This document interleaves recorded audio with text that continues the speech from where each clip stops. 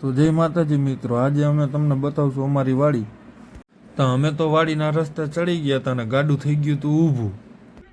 ત્યારબાદ અમે પૂગી ગયા સીધા વાડીએ અને આ છે અમારી વાડીનું જૂનું મકાન અને બધી જૂનવાળી વસ્તુ છે, તમે જોઈ શકો છો બધી। અને એક નથી, 3 મકાન છે, એક રહેવા માટે છે, એક બધી વસ્તુ રાખવા માટે છે અને એક ઢોર બાંધવા માટે। અને આ છે અમારું ગાડું, હમણાં આનો ઉપયોગ અમે કરતા નથી।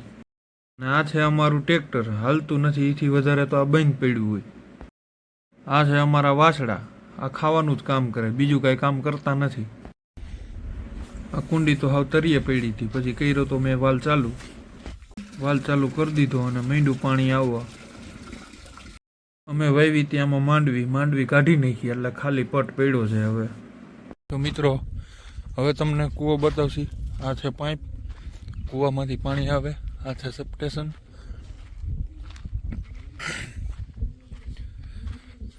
અહીંથી મોટરને બધું ચાલુ કરવાનું।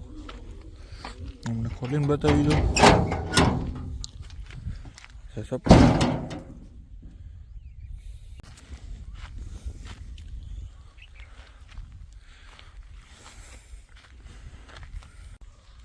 અને આ છે કૂવો, પણ આખો ખાલી થઈ ગયો છે, કારણ કે ઘઉં પાવ્યા હતા હમણાં, એટલે જોવો હાવ તરીએ વયો ગયો।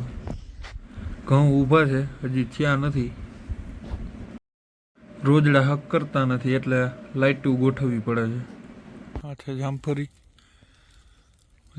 તો ગયા આવ્યા નથી, ઝીણા છે। આ રાતે અહીંયા હુવા હાટું કર્યું છે, કારણ કે રોજ બોજ આવે તો લાઇટું કરવા થાય।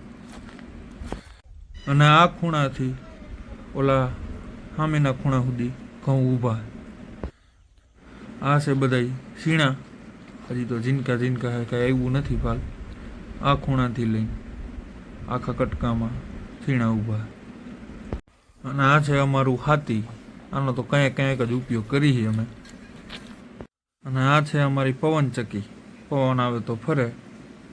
અને આ છે અમારા ખેતરનું સિક્યુરિટી,